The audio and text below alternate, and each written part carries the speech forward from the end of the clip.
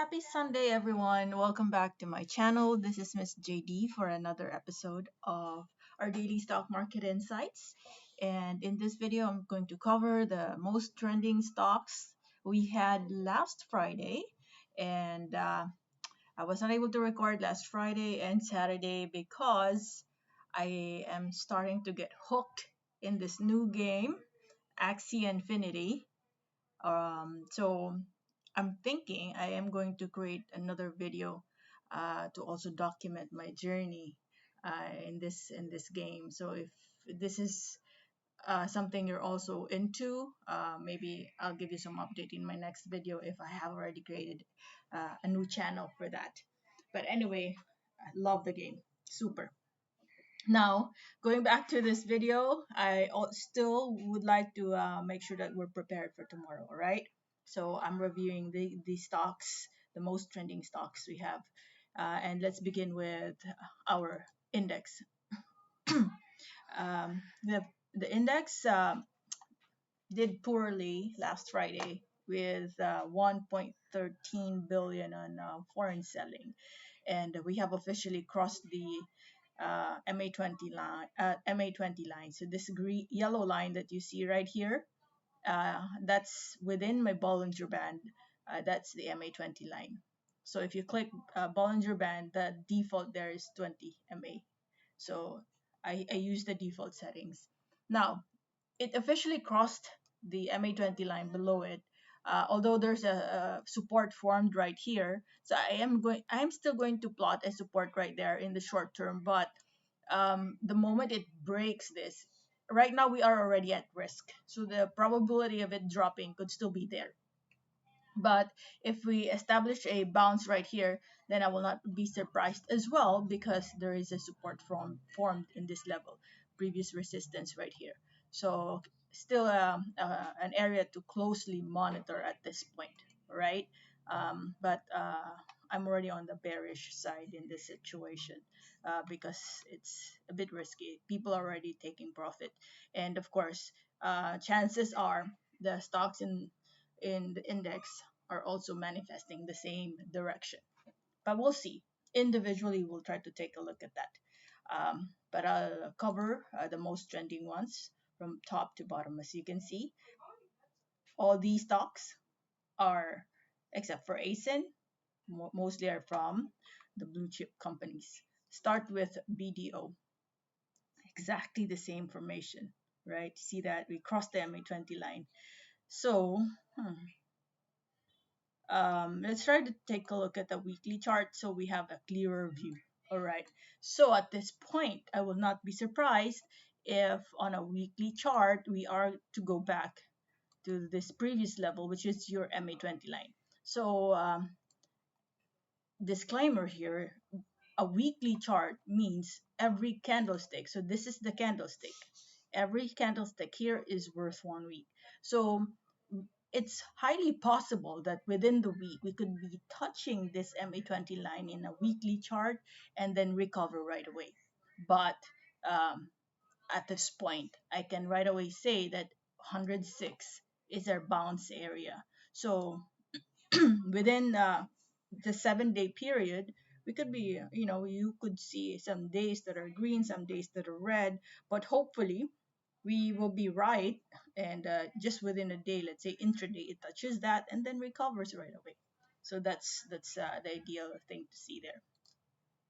ACEN, we're sitting at a possible resistance 1, 2, 3, 4 days in a row. We've been touching this area and we have experienced rejection. So I at this point, it's nice that we are continuously moving higher and higher. But as we move higher, look at this, from this point to this point, it's slightly higher, right, than the previous point. But our price, or our line in our RSI, is declining. And the story here is that if your RSI is declining while the price is moving higher, that means the momentum is starting to die down. People are already feeling that it's starting to become expensive. So just observe what happens here. But mind you guys, some people can still play this. there's what you call a breakout play. So this is our resistance area. If we form another candlestick above that, one entire candlestick, okay, not just half of it, an entire candlestick triggers the upper Bollinger Band higher than 870, ends higher than 870, then that's a possible breakout play there. But for me, I'm on the defensive mode, and that's my profile. As a position trader and mostly mid to long term holder, I would already see this as a bit on the expensive side. I've been talking about ACEN ever since, and when I was reviewing this, I said the ideal entry was around the 7 peso level, and true enough, it went up. ICT, um, well, personally, ICT for me is really a very bullish stock for long term. Okay, this is a stock really for long term. So at this point, it is already very expensive. As you can see, it's been moving higher and higher. But if you are an investor, this is probably something you can take advantage of. Dips, any dips you see in ICT, those are buy opportunities because we don't know, it could just be a temporary state and it will just continue to move higher and higher. At the moment, right now, in the short term, I'm plotting a support right here. But again, this key level that I'm pointing at as a support is best for long-term holding. Okay, because it can still break, yeah, but for long-term holders, when it breaks, all the more they'll buy shares. Okay, so look at ICT for long-term purposes. Um, yeah, just by the way, my scope here when I do my reviews, I just look at the technicals. Um, I don't cover the. Sometimes I would talk about fundamentals, but um, I highly recommend that part because fundamentals um, or you need to have a thorough understanding of the business model, the projects, the challenges they're experiencing in their business right now. So those things you can find anywhere. Sometimes even just news could influence the movement, right? So that would fall under the fundamental side. But technicals, I use just the indicators and I see chart. That's the scope of my analysis here. So if you want to know more about the fundamentals, go to the news, go to PSE Edge, go to the website of the company, so you will have a better understanding of the progress of their business. Okay, now let's talk about SMPH. SMPH, okay, so we recovered, right? And we've started to show some profit taking over here, and we also crossed the MA20 line, and we're even triggering this lower Bollinger Band. So I'd say our support, nearest support here would be 35.22. Okay, that's on the daily chart. Let's see on a weekly chart if uh, interesting. So just try to observe because we're already sitting at a possible bounce area in a weekly chart. So within the day or week, we could even be playing within this range, and that could already establish a support level. See this? That's a support. Um, but I see probably 1 to 2 days worth of lingering in this level. Let's take a look at JFC. JFC, for those people who may have not entered yet because this already had rallied so much, and revisiting key levels. So if, for instance, me, I was able to take profit around 215 level around This day, I was not able to reach the top here, but I was able to take profit at 215, and I still have the buying power. So I'm thinking if it goes back around, well, this is a potential support now, right? 199, 198, exactly 200. That could already be a possible support. But if it breaks, the next possible key level is around 192 to 193. So at least those are the key areas.